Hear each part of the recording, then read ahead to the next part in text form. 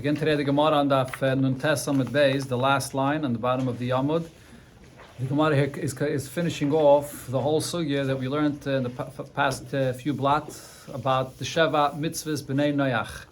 So it brings over here a few opinions that will mention that there's additional things that are included in the Sheva Mitzvahs B'nei Noach. Rab Shimon Oime Afal Kishuv. Rab Shimon said that the B'nei Noach are also commanded not to do any kishuv, sorcery. My time that Rab Shimon, what's the source of Rab Shimon's opinion?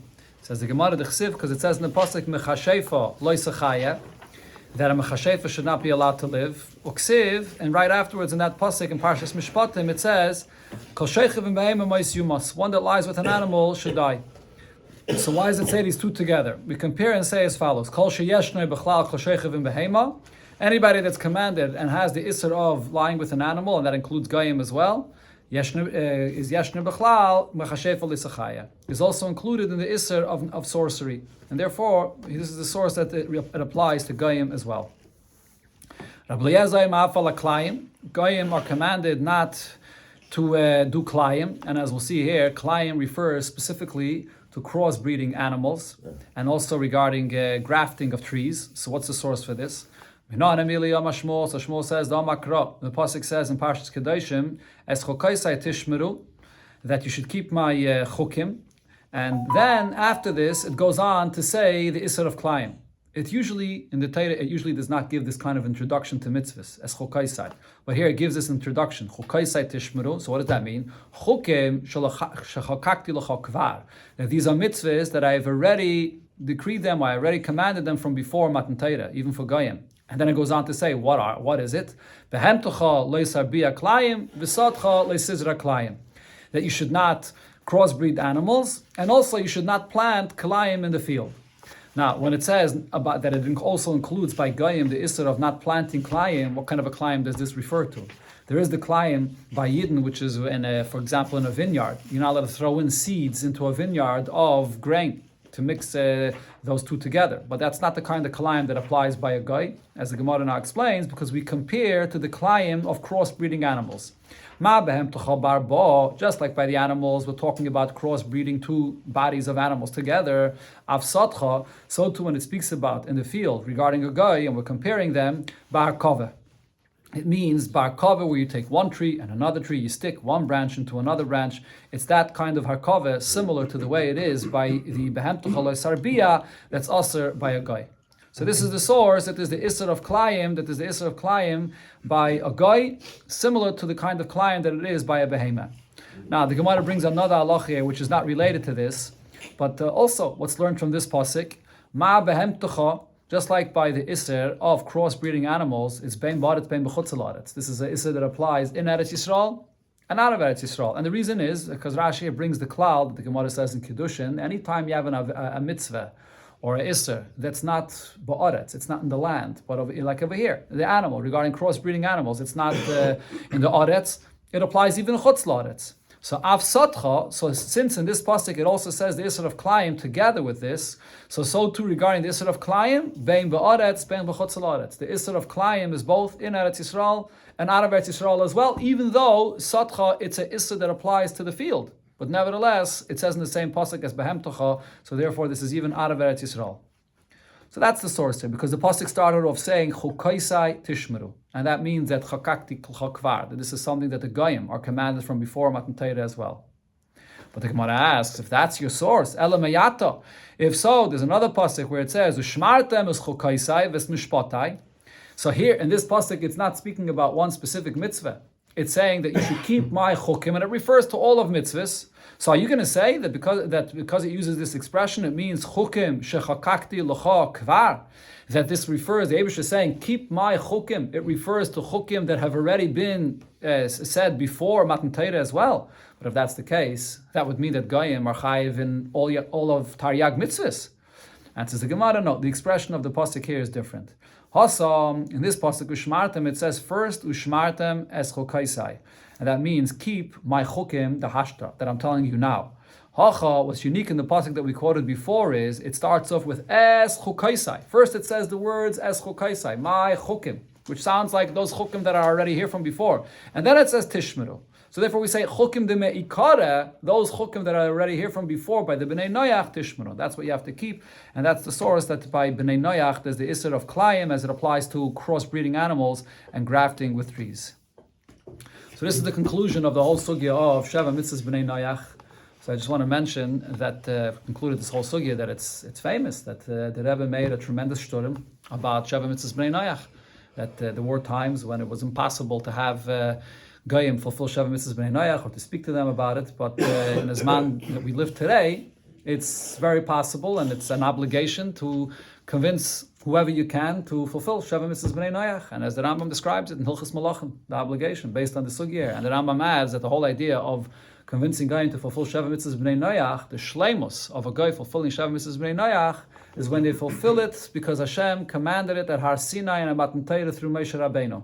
Not just down that they fulfill Sheva Mitzvahs bnei noyach because it's civilly right and whatever, because it's the good thing for the Welt, but mitzad Matan Torah. That's also an important detail to this. Well, this is the conclusion of the whole sugya of Sheva Mitzvahs bnei noyach. Only the positive, not the negative. What's the pshat negative? It's only positive. No. If you don't do it, it's chayv misa. Yeah, that okay. part of the said that you shouldn't say. Yeah, okay. Say that. By the crossbreeding of animals, we know that a mule is crossbred between a horse and a donkey. Okay. And a mule is sterile; it can't give birth. The only way it comes into existence is because you dafka made it. Correct. That's also. It's also to do. But even for a goy. Yes, that's what it says here. Isn't Kavat Monish 7? Again, Isn't Kavat Monish? According to Rab Shimon and according to Rab Eliezer, l'chayra. It's a whole bunch of them. Yeah, no, well, I don't know if we paskin like these opinions. I don't think we paskin like Rab Shimon or Rab Eliezer. I don't think so. But maybe, I'm not sure. Also, agave fruit, very common fruit we have today. Yeah, all the grafting of trees. Correct. Is a cross between an apple and a peach. Correct. So No, you don't. No, there's no Isra no. No, there's no Isra no from it. There's no Isra no from it. No, there's no Isra. Yeah, you can eat it. Yeah. Okay, now we go back to the Mishnah that spoke about the Isser of Megadef, or in the language of the Gemara of Chazal, that's called Mevarech es Hashem. Someone that the opposite of blessed, Hashem's name, blasphemy. So the Mishnah they brought, Amar Abshur ben Karcha, when the Eidim testify about this, so originally when they're doing all the investigation about this matter, what's the term that's used? Yake Yosi es Yosi. They don't use the Eibishter's name, but they replace it with a term of Yosi. And then, when the Eidim have to actually say, once it comes to the verdict, and they have to tell the Bezdin what they heard that this person said, then they have to actually say the actual opposite of blessing that they heard with the Eibishter's name. Amar Rav Acha bar Yaakov, Rav Acha bar Yaakov said about what it says in the Mishnah, Ein chayiv at sheyivarech Shem ben arba yisiyas. One will not be chayiv misa for blessing Hashem's name unless he uses the Eibishter's name of 4 letters, Yud Kei Vav Kei. Lafuke ben shtei yisiyas. And that excludes if it's only a name of 2 letters, like Yud Kei or the Shem Keil and so on. Then you won't be chayiv misa. So the Gemara asks him this: why does Rav Acha bar Yaakov have to say this? Pshita. It's understood obviously from what the Mishnah says, because it uses the term Yake Yaisi es Yaisi, and it's using this replacement for Hashem's name Yaisi, and now Yaisi has 4 letters to it. Tnan, that's what it says in the Mishnah. So it says it's 4 letters. And says the Gemara, no, because Ma'od I would think to say Milsa Ba'almu Denokat. Maybe it's just a some kind of a replacement that it's using, but it's lav dafka 4 letters, like the word Yaisi, and it can be even of 2 letters. Kamashmalan, therefore Rav Acha bar Yaakov clarifies that the example of the Mishnah was B'diuk. It's exact, it's like 4 letters because it's only by the Shem of Yud Kei Vav Kei. Ekedamri, there's another version to this, Amar Rav Acha bar Yaakov. Rav Acha bar Yaakov actually came to say the opposite point. Shmami no, Shem ben arba oisius nami shemu. From our Mishnah we learn that when one is blesses Hashem's name, then it's even if it's only a name of 4 letters. And what's the chiddush here? So as Rashi says, that you shouldn't say that the Shem HaMefarish is a name that has 42 letters, which is brought in the Gemara in a few places. The Gemara in Kiddush and other places brings a name of an Eibishter that's from 42 letters. Rashi says that it's not explained to us what exactly this name is. Taisvis, other Rishonim say that the name of 42 letters comes from the first Psukim in Torah, from Bereshis Bara. So you would think that maybe only someone that knows this name, the Shem HaMefarish of the 42 letters, and blesses the Eibishter's name with those 4 letters, or 42 letters that is, only then a Yechayiv Misa. So therefore, he says, we learn from our Mishnah that it's only a name of 4 letters, and then you'll be Chayiv as well. So the Gemara asks on this version as well, Pshita, it's obvious, because the Mishnah uses the example of Yake, Yesi, Es Yesi, and that's Yesi is only 4 letters, Tanan, that's what it says in our Mishnah. And says the Gemara, but I would think to say, Ad Ikeshem Rabba, that really you only chayiv misa unless you use the name of the Eibishter, which is 42 letters. Umil Sabalmu the Nakat. And the Mishnah is just using a replacement for the Eibishter's name, and it's using this name of Yosi. So Kamash Malon, therefore Rav Acha bar Yaakov said that the shame of Yudke Vavke is the shame Hamiyuchad of the Eibishter, and you'll be chayiv misa even for the name of Yudke Vavke. Then the Mishnah says, Nigmar adin chulu, when it comes to the verdict, so then the Edom have to actually say explicitly what it is they heard, that this person, the opposite of blessed Hashem's name, in order to be able to actually hear, to give the person Misa. And the Mishnah then said that when the Bezdin hears this, they have to stand up, and then they tear their garments, and the garments that they tear, they could never sew back again. So the Gemara is going to bring a source for all of these details. So first of all, Oimden Minalan, how do they know? How do we know that when we hear the Eibishter's name explicitly, Yudke Vavke, so you have to stand? Omer Rav Yitzchak Barami, the Omakra, the Pasuk says, Ve'eyud ba Elof, and Eyud came to him. This is talking about Eyud coming to the king of Moav. And V'hu Yeshu Balias HaMekara, Shaloi Levada, and he was sitting in a room upstairs. And V'yayme Eyud Divrei Lekim Li Elecha. And Eyud says to the king of Moav, I have the words of Hashem for you. And he got up from his throne when he heard Divrei Elikim. So he just heard the name of Elikim, and he gets up. So now so we can learn from this that definitely over here in this case, Oma Egloin, Melech Moav Egloin, which was a guy, the king of Moav, Shur Nachri, V'lo Yada Ela B'kinui. And he only knew the kinui, not the Eibishter's name Yudke Vavke, but one of the other names, like Elikim.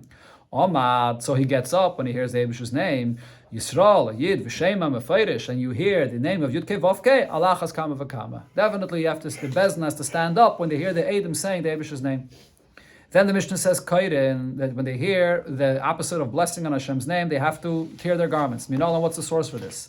The Pasuk says, Vayovai el Yokim ben Chilkiyo v'Gaime v'Shevna Aseife v'Yoyach ben Asaf HaMaskir. So these three individuals came, El Chizkiyo, they came to Chizkiyo HaMelech, and they told him, Krue begodim, they came with torn garments. Why? Because Vayagidu Loi, they told him, Divrei Rav Shoke, the words of Rav Shoke, that the opposite of blessed Hashem's name, and that's where their garments were torn. So we see here, when you hear such a thing, the garments of the person has to be torn. Then the Mishnah said, Loi ma'achet, that you don't sew back this tear of the garment. You know what's the source for this? Amar Rabavo said, Asya kriya. We learn out the term kriya that it said here, by this case, by Rav Shekeh, when they heard Hashem's name being blessed, and also by another case where it says kriya. Ksiv hacha krui begodim. And then it says in another place, and this is when Eliyahu Hanavi went up to heaven, and Elisha saw this, and Elisha Roya, and Elisha sees Eliyahu Hanavi going up to heaven, and he was screaming, Avi, Avi, my father, Rechav Yisrael Parashav, the wagon of Hashem, of Yidden and its rider, and then he didn't see Eliyahu anymore, Vayachsek Bibgodav, he grabbed onto his garments, Vayikarim L'shnayim Kraim, and he tore them to two pieces, it was torn into two. So what do you learn from this pasuk? It says that he tore his garments into two. Do I not understand that it's in two pieces, that it's torn into two? Why does it add that word kraim? What it's saying is that he tore his garments and it remained torn forever. So from there we learn out that the same here when it says that they came krui begodim, that the garments remain torn forever when you hear the blessing on Hashem's name. Tanarabanan and Abraisa, we learned about this, Echad Hashemeya, whether you're the one that heard directly of this person that blessed Hashem's name, or you didn't hear directly, but you're repeating it to someone else. Like over here in our case, when the Bezdin is hearing from the witnesses that are testifying about what they heard. Chayiv l'kraya, you're obligated to tear your garments. However, the witnesses themselves that are now repeating and they're testifying, they don't have to tear their garments again. Because they already tore their garments the first time they heard this person bless Hashem's name. But the fact that they tore their garments the first time, so what? The fact that they have to repeat it now again, they're hearing from themselves, saying the same thing again, repeating what this person said, that he blessed Hashem's name. Why shouldn't they have to tear their garments again? Says the Gemara, no, you can't say that, because you go back to the source from where we brought it, we see that that's not the case. The pasuk there says, Vayihi kishmaya hamelech Chizkiyo. Chizkiyo heard what they repeated about Rav Shoke, that he blessed Hashem's name. So what does it say? Vayikra as begodov hamelech Chizkiyo kara, but vehem lekaro. Chizkiyo tore his garments. But those that came to him that had torn garments, they didn't tear their garments again. Omer Rav Yehuda Mashmol, Rav Yehuda said on the name of Shmuel, Hashemeya azkara mipi ha'ovid kechavim. If you hear Hashem's name mentioned from a guy, and he's blessing Hashem's name, ein chayiv l'kroya. You do not have to tear your garments by a guy. Vim toima Rav Shokei. You're going to say this individual by the name of Rav Shokei over there, when they heard of him blessing Hashem's name, they did tear their garments. So this Rav Shokei actually is so mumar haya. He was a yid. He taka was a mumar. He didn't act like a yid at all. He rebelled, but he was a yid, and therefore they had to tear their garments. Another thing, Rav Yehuda Mashmol en kairin elo al shem hamiyuchad bulvat. You only tear your garments if you hear a blessing on Hashem's name, only if it's Hashem hamiyuchad, as mentioned before, Yud Kei Vav Kei. La'afuke kinoi deloi. But of any other name of Hashem, there you don't have to tear your garments. Now says the Gemara, Oplige de Rabchie betarvayu. Rabchie argues on both of these points that were brought here in the name of Shmuel. The first point, that by a guy you don't have to tear your garments, and the second point, that you only tear your garments if it's a Shem HaMiyuchad. So how do we know that Rabchie argued on both of these points? Because Rabchie said, Hashemeya azkare bizman hazeh. If one hears Hashem's name being mentioned and I'm blessing on Hashem's name today, when there's no bezdin that can give a chiyuv misa, so people don't have the same fear that to be careful what they say out of their mouth, because bezdin could give you misa. So today you don't have to tear your garments, because she'im yatoim came. If you're not going to say this, then it's malakol abeket kroim. So you're going to be tearing your garments every day, because you hear this all the time from people that are the opposite of blessing Hashem's name. So today, therefore, there's no obligation to tear your garments. That's the statement that Rabchia said. So now the Gemara says, let's understand what he was talking about. Ileime mi Yisrael, does he mean to say that you hear this from Yidden that are blessing Hashem's name all the time, the opposite of blessing Hashem's name? How could you say this? Mi pekiri kula hai. Are Yidden, could you say that today, because there's no bezdin that gives a chiv misa for this, so Yidden, you can hear this from Yidden all the time? That's not true. Elo pshita ma'avid kachavim. It must be that we're talking about that by goyim that speak this way, and you hear from them the opposite of blessing Hashem's name all the time. That's number one. And number two, v'i shema meyuchad. Are we talking about the shema meyuchad of the Eibishter? Dafke yudke vavke, that you hear that they're blessing Hashem's name. Mi gemiri. Do they know the shema meyuchad of the Eibishter? Elalav bekinui. It means that you hear from Goyim even when they bless Hashem's name in any other name of Hashem. Ushmam yino. If so, from here I understand from what Rabchia is saying that bizman hazeh hu deloi. That today, because we hear this all the time from Goyim, and therefore you can't obligate to tear your garments, because you're going to end up tearing all your garments, so you don't have to. But then, in the time when there was a Bezdin, and Bezdin gave the Chi of Misa, and therefore they were much more careful about this, Chayiv, then you are obligated to tear your garments. So Shema Minah, from this we see that Rabchia disagrees with what Shmuel said before, that doesn't apply to a Goy, and that it doesn't apply to a Kinoi, any other names. Rabchia holds it does. Does it apply to kinoi or dafke, the four letters? No, even by a kinoi. That's what the Gemara is saying according to So Rabchia. they use the word God. That's it. Chayret, as it applies there as well. That's how they talk. Yeah. In the Rishayim here, actually, it says that by a yid, if you hear chas v'shalom, the opposite of blessing by a yid in Hashem's name, you have to tear your garments. And the Rosh here says that it's actually even by a guy. Even though the Gemara says there that because we hear this from Goyim all the time, so therefore you can end up tearing all your garments. But the Rosh says, no, but we don't hear this by Goyim all the time. And it is something that only happens rarely. So if you hear it, even today, you will be obligated to tear your garments. That's what the Rosh says. I'm not sure if it's Halach and Shulchan Aruch, but that's what the Rosh says. Okay, now the Mishnah went on to say, when you have the Eidim that have to say explicitly what they heard in order to be able to give the Chiyuv Misa for the final verdict, so Hasheni Oim Afani Kamoy. But the second Eid does not have to say explicitly what he heard. He could just say that I heard like him, and that's enough. Rish Lakish said about this, Shema Mina. From this we understand that Af Ani Kamayu, when you have one aid that testifies, and the second aid that's joining him comes and says, I heard the same as him. He doesn't have to repeat and testify the whole thing. He just says, I heard like him. Kosher, that kind of testimony is accepted, B'dinei Mamanis, regarding money matters, U'b'dinei Nefashis, and also regarding matters of life and death. Now, the fact that usually the Eidim, each witness has to repeat and say clearly what his Eidus is that he heard after. This is besides, of course, the interrogation. We're not talking about obviously you have to interrogate both Eidim, but the fact that both Eidim have to not come and say their testimony, so the fact that we usually require that is only a Chumrim B'Darabanan. Now, v'hacha, but over here in this case, because we're talking about repeating such a terrible thing, the blessing on Hashem's name, even since we don't want that to be repeated, if it's not necessary, so the Rabbanan put it back to the way it is minatayre, that it's acceptable if the second aid just says that I heard the same as him. Now, the Yisrael Kedaitach Pasul, if you're going to say that such kind of testimony is not accepted, that each aid has to say explicitly what it is that he saw, what he heard, so then here, because we don't want that you should repeat what was heard, such a terrible thing, so we're going to give this person a chiyav misa. If it's a requirement minatayre, there's no choice. He's going to have to repeat it. So therefore we see that this whole thing is a chumre midrabanan, but usually it's not necessary to repeat. The Mishnah went on to say, if there's a third witness here, so the third witness also says that I heard the same. He doesn't have to spell out what he heard. Now, why does the Mishnah add and it speaks about a third witness? Says the Gemara, the reason it says this is the Mishnah wants to bring you here. There's a Stam Mishnah here that's saying, like the opinion of Rabbi Akiva, that when you have three Eidim, so then the third aid becomes part of the group, like the other two. Just like the halacha regarding two eidim is, if one of the two are found to be puzzle, then there's no testimony here, because you don't have two, which is the minimum of eidim. According to Rabbi Akiva, even if the third from the two is found to be puzzle, the entire group falls apart as well. So that's why the Mishnah is bringing here at this point, according to Rabbi Akiva. Okay, we begin a new subject. Zok the Heilige Mishnah. This is continuing listing the Avedas that there's a Chiyav Skila for. Zok the Heilige Mishnah, Aved Avedas Kechavim. One that is serving Avodah Zarah. Echad Avid, whether he serves, the Gemara will spell out what that means. Vechad Mezabeyach, you slaughter an animal for Avodah Zarah. Vechad Mekater, you burn for Avodah Zarah. Vechad Menasech, you pour wine for Avodah Zarah. Vechad Mishtachve, one bows for Avodah Zarah.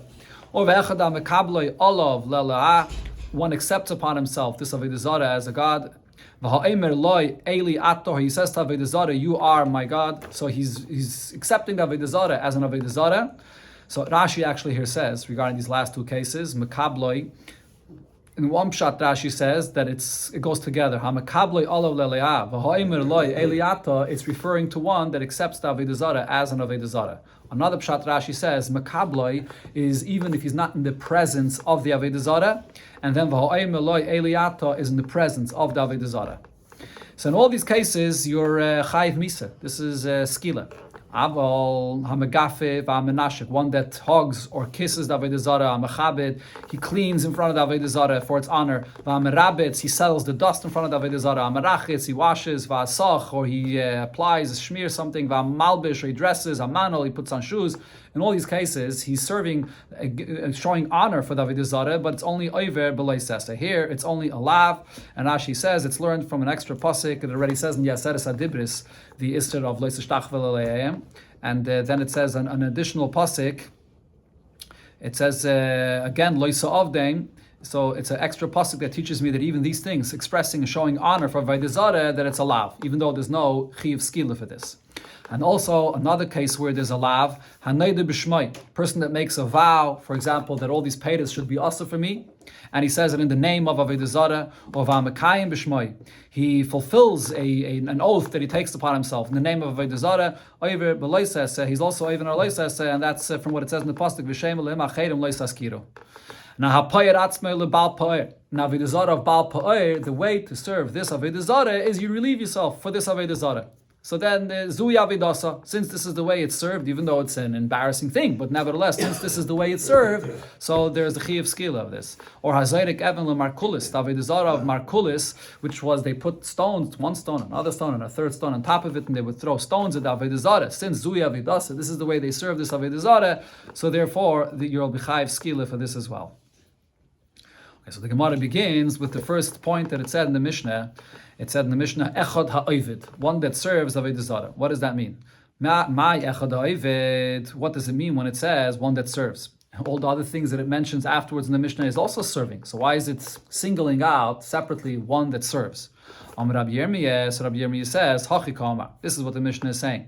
Echad ha'ovid kedarka, one that serves Avodah Zarah according to the way this Avodah Zarah is served. And that includes whatever it may be. For example, later on in the Mishnah it says megafif menashik, hugging or kissing an avodah zarah. If that's actually the way this avodah zarah is served, kedarka, so then for that there's the chi of misa. Asher brings the psukim. You learn out that it says vayelach vayavad elikim acherim, and it says pen tidrish lelikayim, that you're going to inquire by goyim to see how they serve their avodah zarah. So you see that if you're serving it the way the goyim designated to serve, so then over there there's a chi of misa. That's the first point the Mishnah is saying. Oivid. Then it says ve'echad ha'mezabeach, ve'echad ha'mekatav, ve'echad ha'menasach, ve'echad ha'mishtachveh. So all of these that it's listing here, this is va'afila shaloi kedarka. These are cases where if a person does this for avodah zarah, even if it's not what the avodah zarah is designated for, it's not the way it's served. Nevertheless, for these, you're still going to be chayiv misa. And as we'll see soon, the reason is because these are things that is done usually in the Beis HaMikdash. Gemara calls it avodas pnim. This is the way you serve the Eibush in the Beis HaMikdash. So therefore, if these things are done for the avodah zarah, so then you're going to be chayiv misa, even if it's not the way the avodah zarah is usually served. Now the Gemara asks, if that's the point, v'lechshav nami zayrek, why does the Mishnah not also count another thing that's usually done in the Beis HaMikdash for the Eibishter?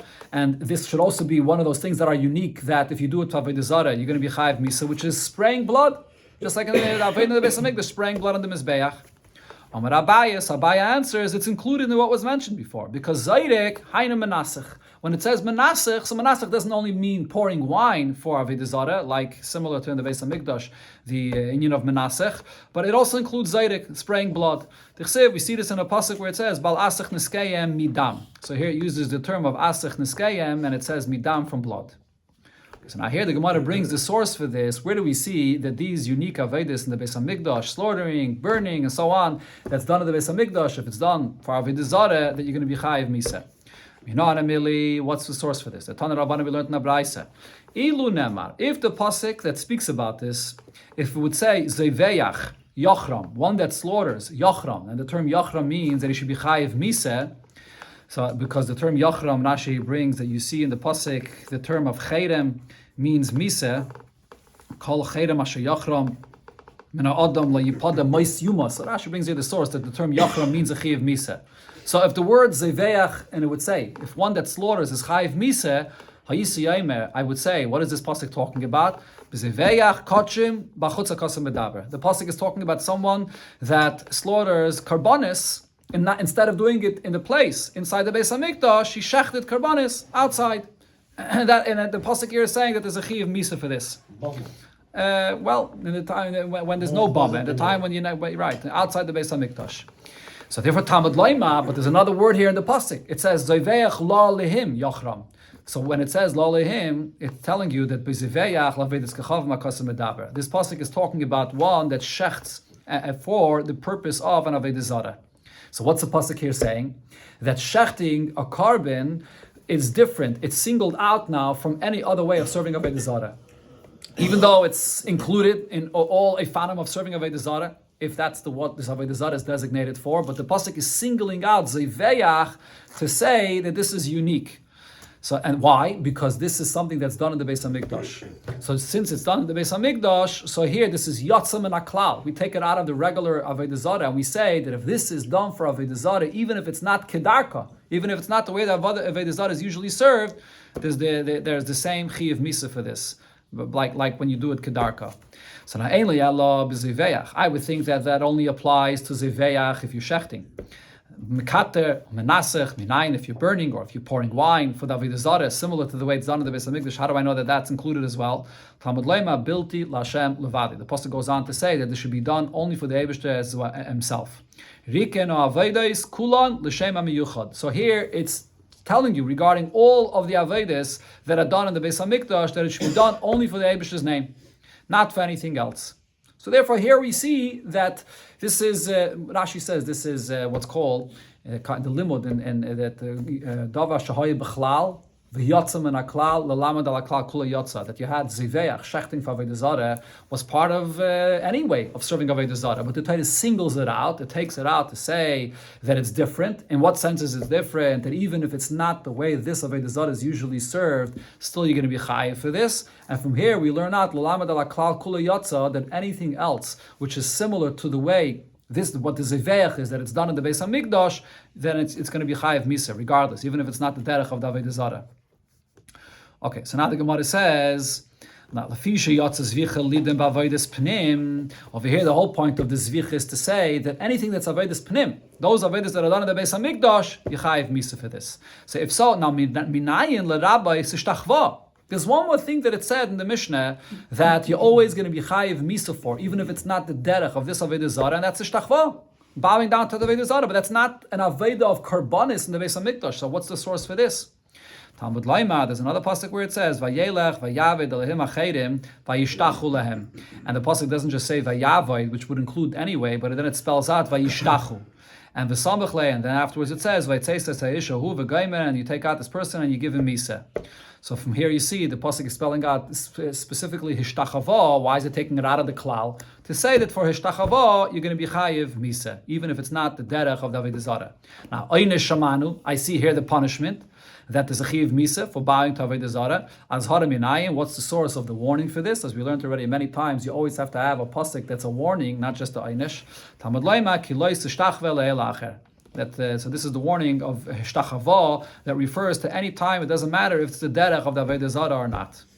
Now the Braisa says, based on this, Yochel, I would think that if I see the Hishtachava, which was in the klal of serving Avodah Zarah, and the Torah singles it out, it takes it out of the klal. So now I would think if that's the case, Sha'ani marbe hamagafe v'amenashik v'hamanu, that why is the Torah taking out Hishtachava? What's Hishtachava? Hishtachava is an expression of honor to the Avodah Zarah. So I would think that maybe it's coming to say that other activities that are also expressing honor for Avodah Zarah, like the hugging, kissing, or dressing, or putting on shoes for Avodah Zarah, should be similar to Hishtachava, and should also be Chayiv Misa, regardless if it's the derech of the Avodah Zarah or not. But Talmud Laima, so we go back to the pasuk that was mentioned before, Zeveach, that only one that is Zeveach, which means Zviche B'chlal Haisa. Regarding shechting for Avodah Zarah, there I say this idea, that Zviche was in the klal of all Avodah Zarah. V'lama Yatza, why does the Torah single it out? Lahakish Eleh, to compare to Zviche. V'lama Lach, to tell you, Ma Zviche Mi Yechedes, She Avodas Pnim. What's unique about the nature of Zviche, that this is an Avodah that's done in the Beis HaMikdash? V'chayavin Aleh Misa, the Torah says, Yochram, which is Misa, Av Kol She Avodas Pnim, Chayavin Aleh Misa. Anything else that you do for Avodah Zarah, which is like the Karbanis in the Beis HaMikdash, for that there's Misa. But Yatzeh Ishtachava, however, Ishtachava is different. Over here, when the Torah singles out Ishtachava, we don't compare anything else to Ishtachava. Lidaim Ba'atzma. It's only coming to say about Ishtachava itself. When the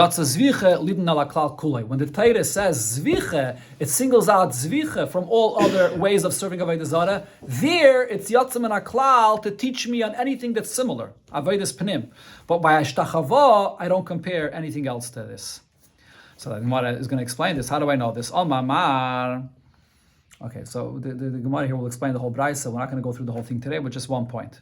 Mamar. So going back to the first point that it said in the Braisa, if you look at the pasuk Zeveach lo lehim yochram, so the Braisa started off saying, if it would not say lo lehim, I would think to say bezeveach kotshim b'chutz hakosem medaber, that maybe this pasuk is not talking about Avodah Zarah, it's talking about shechting karbanis outside of the Beis HaMikdash. So the Gemara asks on this, how could I think this? Ziveach kotshim b'chutz. It speaks about it in another place in Torah, in Parshas Achrei, and there it says kodesu, or that the chiyuv is kodes. In this pasuk it says yachram, which is a chiyuv misa. So how would I think to say that this pasuk is talking about shechting b'chutz if the chiyuv is kodes, and here it says something else, that it's misa? Says the Gemara, it doesn't matter, because I would think to say ki asru bei ketala. If you got a warning for this, then the chiyuv would be misa, as it says yachram. Ki loy asru bei. If there's no warning for this, then kares. Then only then is the punishment kares. So kamash malan. Therefore, the Braisa is clarifying that it says avech lo lehim yachram, and this is a pasuk that talks about Avodah Zarah and not shchitas chutz. That's the explanation of the first part of the Braisa. Okay, the continuation goes weiter here. See Mitzvah Shem next time.